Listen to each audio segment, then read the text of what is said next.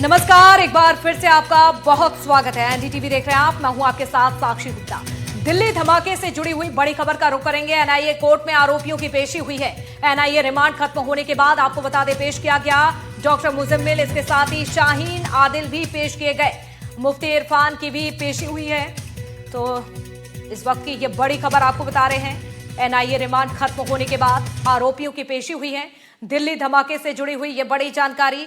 NIA लगातार इस blast को लेकर जानकारी जुटा रही है, जांच की जा रही है और अब आरोपियों की पेशी हुई है। उसी की तस्वीरें आपकी टीवी स्क्रीन पर। दिल्ली धमाके से जुड़ी हुई इस वक्त की ये बड़ी खबर। एनआईए कोर्ट में आरोपियों की पेशी हुई है। तो एनआईए रिमांड खत्म होने के बाद ये आरोपियों को पेश किया गया।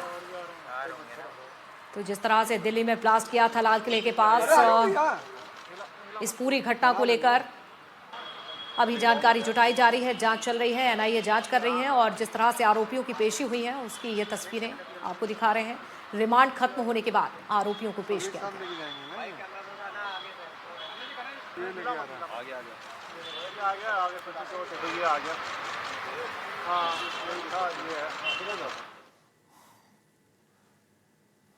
तो दिल्ली ब्लास्ट से जुड़ा हुआ ये पूरा मामला आपको बता रहे हैं। आतंकी डॉक्टर शाहीन के अलमारी से मिले हैं 18 लाख कैश।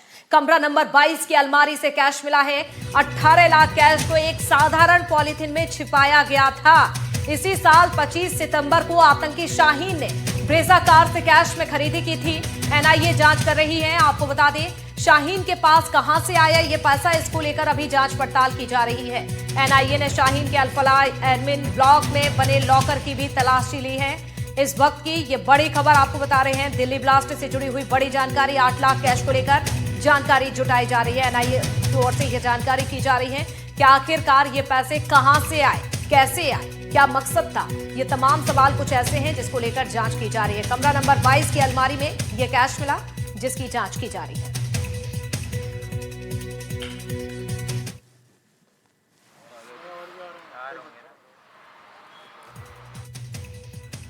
दिल्ली ब्लास्ट मामला, तो आतंकी डॉक्टर शाहीन की अलमारी से 18 लाख कैश मिले हैं। कमरा नंबर 22 की अलमारी से ये पूरा कैश मिला।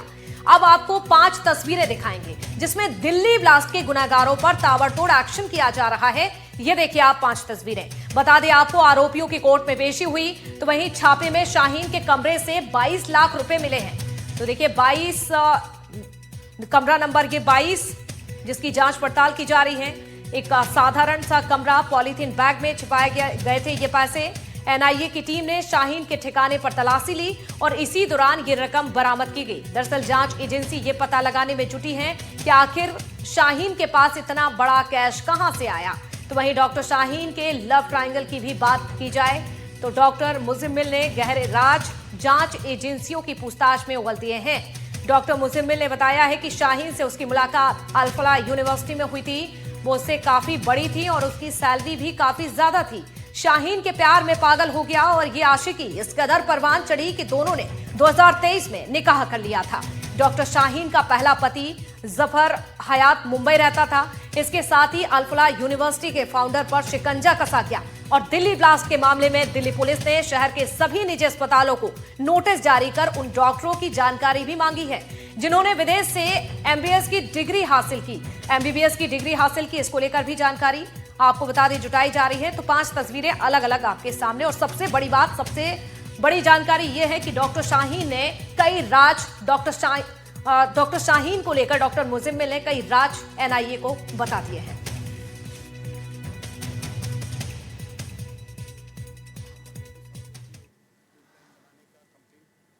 तो डॉक्टर शाहीन पर बहुत बड़ा खुलासा हो चुका है। डॉक्टर शाहीन ने 3 शादियां की थी। देखिए 1 नहीं 2 नहीं, पूरी 3 शादियां की थी। 2003 में शाहीन का पहला निकाह हुआ था। तो डॉक्टर जफर हयात से 2003 में पहली शादी हुई। दोनों का रिश्ता 2013 में टूट जाता है। शाहीन की दूसरी शादी कपड़ा व्यापारी से होती है। गाजियाबाद के व्यापारी से दूसरा निकाह होता है। तो शाहीन की तीसरी शादी डॉक्टर मुजम्मिल से हुई। अल-फलाह के पास एक मस्जिद है, वहां पर निकाह होता है। 2023 में दोनों ने मस्जिद में निकाह किया था। ये रिपोर्ट एजेंसियों की जांच और मुजम्मिल ने जो बयान दिए हैं उसके आधार पर जांच सामने आई है। ये जानकारी एनडीटीवी को सूत्रों के हवाले से मिली है। तो वहीं शाहीन के पूर्व पति हयात ने एनडीटीवी से बात करते हुए कहा था कि शाहीन से तलाक के बाद उनका कोई संपर्क नहीं है, लेकिन जितना वो उसे जानते हैं शाहीन लिबरल थी।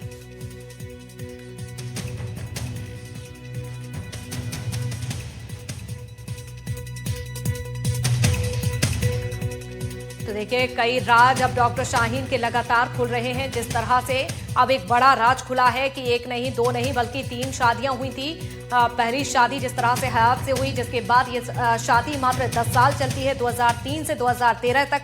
उसके बाद कपड़ा व्यापारी से मुलाकात होती है डॉक्टर शाहीन की और यहाँ पर निकाह पड़ा जाता है, जिसके बाद तीसरी शादी डॉक्टर मुजम्मिल से की।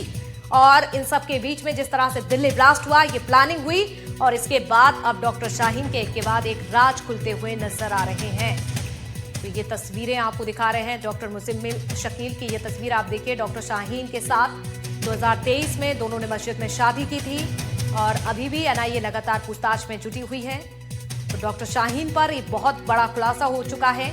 वहीं जब एनडीटीवी ने डॉक्टर शाहीन के जो पहले पति उनसे बातचीत की तो उन्होंने कई तरह की बात कही। ईडी ने जवाद अहमद के खिलाफ, आपको बता दें, शुरू कर दी है जांच। इस वक्त की एक और बड़ी खबर, विदेश में बेटे की कंपनी में निवेश का शक था, तो धांधली का पैसा कंपनी में निवेश का शक था और इसी को लेकर जानकारी सामने आ रही है। लोगों को गुमराह कर करोड़ों रुपए कमाने का मामला यूके में जवाद के बेटे के नाम पर यहां पर जिस तरह से मामला सामने आया, तो ये तस्वीरें आपको दिखा रहे हैं। देखिए आप, अल-फलाह मेडिकल शॉप में भी छानबीन की जा रही है। कुल मिलाकर आप समझिए कि जांच पड़ताल बहुत ही तेज है। हर दिन हर घंटे कुछ ना कुछ सामने आ रहा है। और एक और बड़ी जानकारी आपको दे दें, अल-फलाह मेडिकल शॉप में भी अब छानबीन की जा रही है। तो देखिए जिस तरह से ये तार इन आतंकवादियों के कहां तक जुड़े हुए हैं, कौन कौन इन तमाम गतिविधियों में शामिल है, किस तरह से इनकी ये पूरी गैंग जो है काम कर रही थी, कौन कौन सक्रिय है, ये तमाम जानकारी अभी जुटाई जा रही है। क्या आखिरकार पर्दे के पीछे कौन बैठे हैं? क्या डॉक्टर शाहीन, डॉक्टर मुजम्मिल या फिर कोई और बड़े नाम इस पूरी प्लानिंग में थे? इन सब को लेकर लगातार जांच पड़ताल की जा रही है। एनआईए की टीम लगातार पहुंच रही है, चाहे अल-फलाह यूनिवर्सिटी की बात की जाए या मेडिकल की। देखिए, ऐसा स्टार्टिंग में तो ऐसा कोई कहीं लगा ही नहीं, बिल्कुल एट द लास्ट मोमेंट एक बार ऐसी बात हुई थी कि भाई हम लोग, मेरा मन ऐसा कह रहा है कि शायद आप लोग, मैं ऑस्ट्रेलिया या यूरोप वगैरह जाने का हम लोगों को जाना चाहिए, क्योंकि बच्चों की क्वालिटी ऑफ लाइफ वहाँ अच्छी होगी, सैलरी अच्छी होगी, प्यार से रहेंगे, आराम से रहेंगे। आराम से हम लोग यहाँ पे रहे, तो मैंने यही बोला उनसे कि हम लोग रह रहे अच्छे लोग, कहते मतलब जाने का, सारे रिलेशन यहाँ पे हमारे हैं, तो हम लोग वहाँ अकेले हो जाएंगे, दिक्कत में रहेंगे। ये बात थी, तो इसके अलावा तो और कुछ खास आ रही है। तो डॉक्टर शाहीन इस पूरे आतंकी मॉड्यूल के अहम कड़ी हैं, इसीलिए उससे जुड़ी हुई जांच को भी गहनता से किया जा रहा है। जैश-ए-मोहम्मद के भारत में सक्रिय मॉड्यूल की जांच में अहम कड़ी है।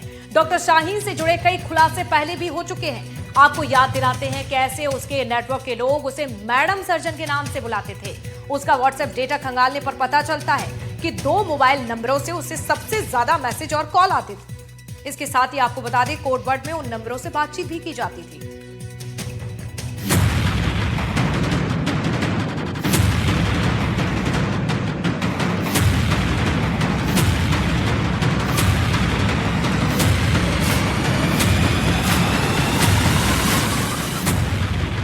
कौन है मैडम एक्स? कौन है मैडम जेड? ये दोनों नाम हिरासत में ली गई डॉक्टर शाहीन के फोन में सेव थे।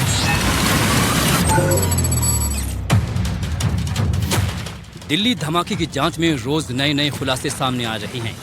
अब पता चला है कि डॉक्टर शाहीन को नेटवर्क में मैडम सर्जन के नाम से बुलाया जाता है।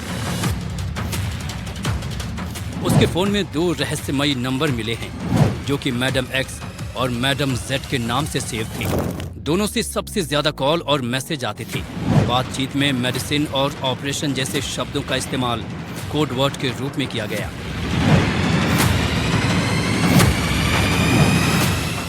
जांच में सामने आया है कि बातचीत में मेडिसिन शब्द बार बार इस्तेमाल हुआ है।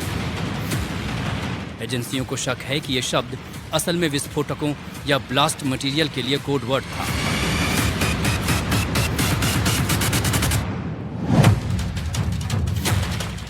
ब्लास्ट के लिए मेडिसिन मैडम एक्स की ओर से आई एक मैसेज में लिखा था ऑपरेशन के लिए मेडिसिन कम नहीं पड़नी चाहिए।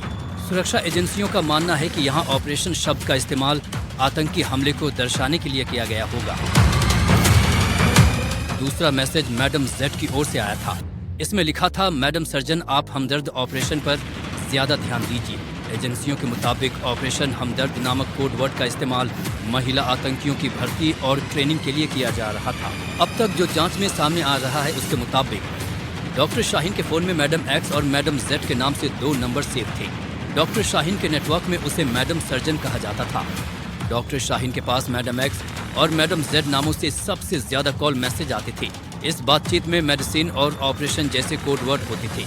साथ बातचीत में हमदर्द ऑपरेशन का भी जिक्र हुआ था। ये साफ संकेत है कि नेटवर्क बेहद संगठित, पेशेवर और खतरनाक था। रणवीर सिंह के साथ एनडीटीवी इंडिया।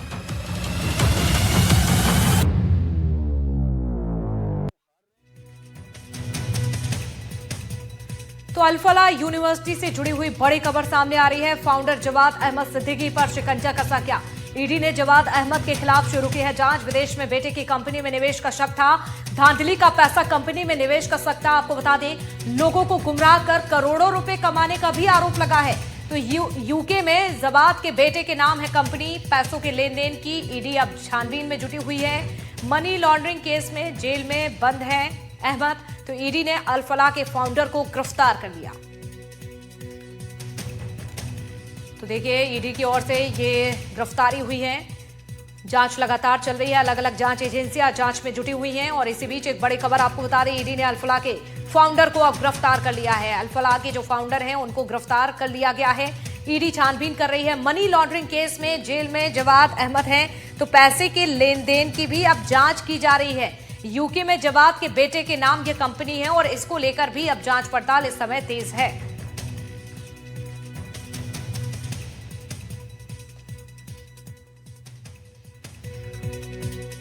तो वहीं इस पूरे मामले में लगातार जांच चल रही है। फरीदाबाद की अल-फलाह यूनिवर्सिटी के संस्थापक जवाद अहमद सिद्दीकी पर विदेशी कनेक्शन को लेकर नए आरोप सामने आए हैं। उन पर शक है कि उन्होंने अपने बेटे के नाम पर विदेश में कंपनी खोली। यूनिवर्सिटी में धांधली से जुटाए गए पैसों को उस कंपनी में निवेश किया गया। इन गंभीर आरोपों के बाद प्रवर्तन निदेशालय ने सिद्दीकी के बेटे की इस कंपनी में हुए पैसों के इन्वेस्टमेंट की जांच करने का फैसला किया है।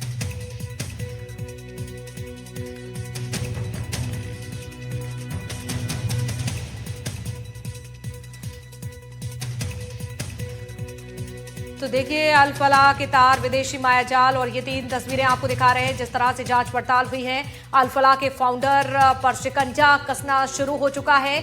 और देखिए, इसके साथ ही आपको जानकारी दे दे, अलग अलग तरह से जांच की जा रही है। जवाद सिद्दीकी के लेन देन को लेकर जो आरोप हैं उस पर भी अब जांच आगे बढ़ रही है।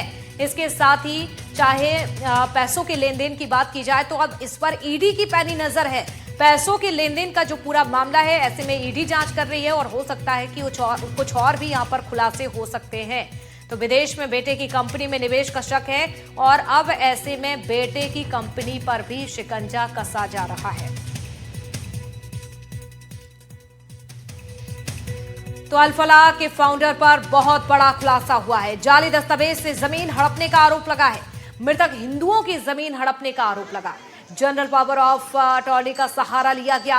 तो वहीं आपको जानकारी दे दें, जीपीए की मदद से लोगों की जमीन हड़पी गई। ईडी की जांच में चौंकाने वाला खुलासा हुआ। खसरा संख्या 792 की जमीन पर जालसाजी हुई। तरबिया एजुकेशन फाउंडेशन के नाम से ली गई थी जमीन। जवाद अहमद सिद्दीकी से जुड़ा हुआ ये ट्रस्ट है, आपको बता दें। तो देखिए, मरे हुए लोगों के नाम पर यहां पर जीपीए बनाई गई। फर्जी जीपीए, जाली हस्ताक्षर से जमीन हासिल कर ली गई। फर्जी दस्तावेज बनाने वालों पर ईडी की ओर से कार्रवाई। मनी लॉन्ड्रिंग और धोखाधड़ी के तहत एक्शन लिया गया है। लोग ऐसे हैं जो ऑलरेडी मरे हुए थे। At the point of time जब ये बनाया,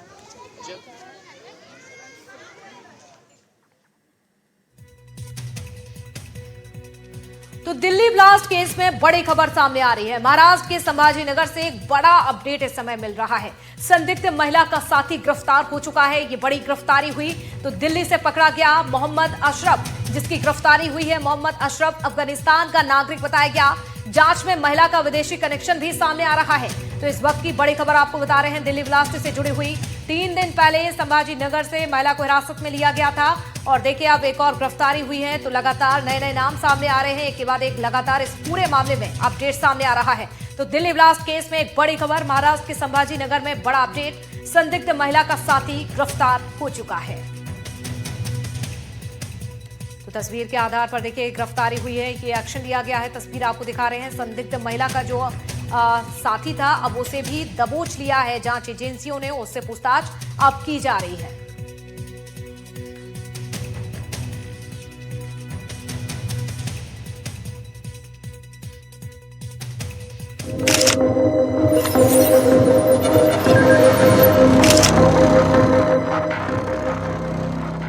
फर्जी आईएएस नियुक्ति पत्र, नकली आधार कार्ड, बैंक खातों में विदेशी फंड, पाकिस्तान अफगानिस्तान से कनेक्शन, 6 महीने से रह रही थी होटल में, नाम कल्पना त्रिंबक राव भागवत। क्या दिल्ली धमाके से इस महिला का कनेक्शन है? महाराष्ट्र के संभाजी नगर से पुलिस ने एक महिला को गिरफ्तार किया है। इसका नाम कल्पना त्रिंबक राव भागवत है। यह महिला पिछले 6 महीने से जालना रोड के एक 5 स्टार होटल में रह रही थी।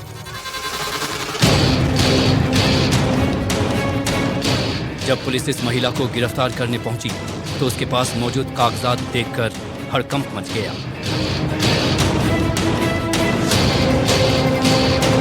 पुलिस को गुप्त सूचना मिली थी कि खुद को आईएएस अधिकारी बताने वाली एक महिला बीते 6 महीनों से होटल एम्बेसडर में रह रही है। पुलिस को मामला संदिग्ध लगा तो 22 नवंबर को पुलिस की टीम होटल पहुंची और महिला के दस्तावेजों की जांच शुरू की और फिर पता चला कि वो कितना बड़ा फर्जीवाड़ा कर रही है।